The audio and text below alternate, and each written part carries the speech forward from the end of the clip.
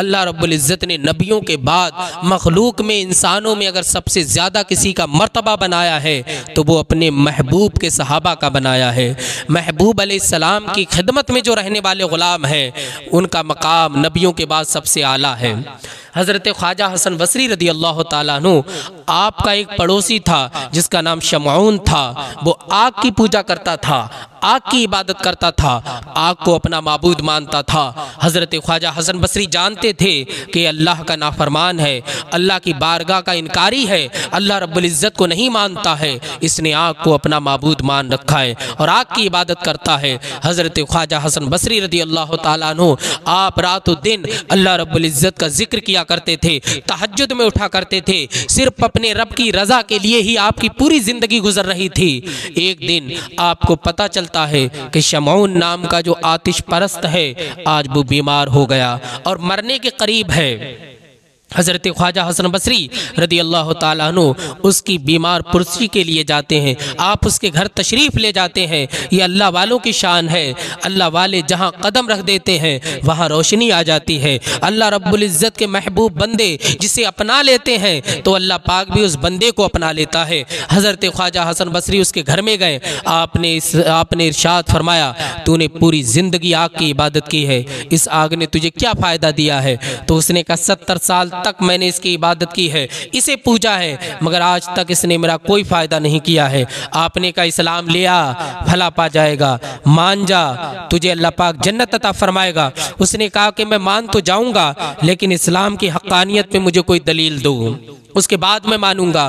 ख्वाजा हसन बसरी ने कहा कि 70 साल तक तूने आग की परस्तिश की है, आग को पूजा है, ये आग तुझे जला देगी मगर मैंने इसे नहीं पूजा है, ये आग मुझे नहीं जलाएगी। उसने कहा अगर ये हो गया तो मैं ईमान ले आऊँगा और तुम्हारे नबी का कलमा पढ़ लूँगा और दाखिल इस्लाम हो जाऊँगा। हज़रत ख्वाजा हसन बसरी ने आग के अंदर अपना हाथ डाला और काफ़ी देर तक आप आग में हाथ डाले रहे। जब बाहर निकाला तो सही व सलामती के साथ आपका हाथ है, आपके हाथ पर आग ने जर्रा बराबर भी असर नहीं किया।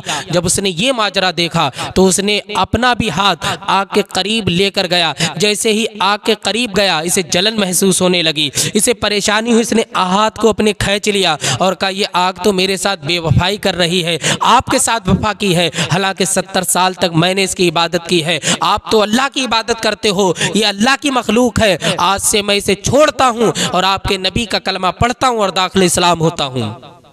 हज़रत ख्वाजा हसन बसरी ने उसे कलमा पढ़ाया और इस्लाम में दाखिल फरमा लिया। फिर थोड़ी देर ही के बाद, चूँकि वो मरने के करीब था, उसका इंतकाल हो जाता है। हज़रत ख्वाजा हसन बसरी को उसने वसीयत की थी कि मैं इस्लाम में तो आ गया, मैंने कलमा भी पढ़ लिया, अब मेरी एक वसीयत और है कि आप मुझे लिख करके दीजिए कि अल्लाह पाक मुझे जन्नत अता फरमाएगा। तो हज़रत ख्वाजा हसन बसरी ने उसे लिख कर दे दिया रुक्का में कि अल्लाह पाक ने तुझे बख्श दिया है अगर तूने इस्लाम को कबूल किया।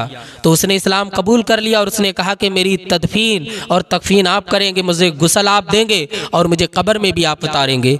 उसका इंतकाल हो जाता है और वो जो रुक्का था जो इसमें आपने लिखा था कि अल्लाह पाक तुझे जन्नत अता फरमाएगा, उसने कहा कि मैं अल्लाह की बारगाह में से पेश करूंगा, मेरी कब्र में रख देना। ख्वाजा हसन बसरी ने उसे कब्र में रख दिया और कब्र में उतारने के बाद हज़रत ख्वाजा हसन बसरी जब अपने घर आते हैं तो आप बेकरार हो जाते हैं, आप दहाड़े मार मार करके रो रहे हैं, ये अल्लाह मैंने तेरी मिल्कियत में कैसी साझेदारी कर दी, मैंने कैसे लिख दिया कि अल्लाह पाक तुझे बख्श देगा। आप इसी इज़्तिराब में, परेशानी में थे और आप पर नींद आ जाती है। जब नींद आती है आप क्या देखते हैं? वही शमऊन जो कि आग की इबादत करता था लेकिन अब जन्नत के बागों में टहल रहा है, अल्लाह पाक ने उसे जन्नत अता फरमा दी है। आपने पूछा है शमऊन ये जन्नत कैसे मिली? तो उसने कहा वो जो रुक्का तुमने लिख करके मुझे दिया था, मैंने बारगाह मौला में पेश किया, वो रुक्का मेरा कबूल हो गया और अल्लाह पाक ने मुझे जन्नत अता फरमा दी, मैं जन्नती हो गया। अब मुझे इस रुक्के की ज़रूरत नहीं है, ये रुक्का आप रख लीजिए, चूँकि अल्लाह पाक ने मुझे जन्नत अता फरमा दी है।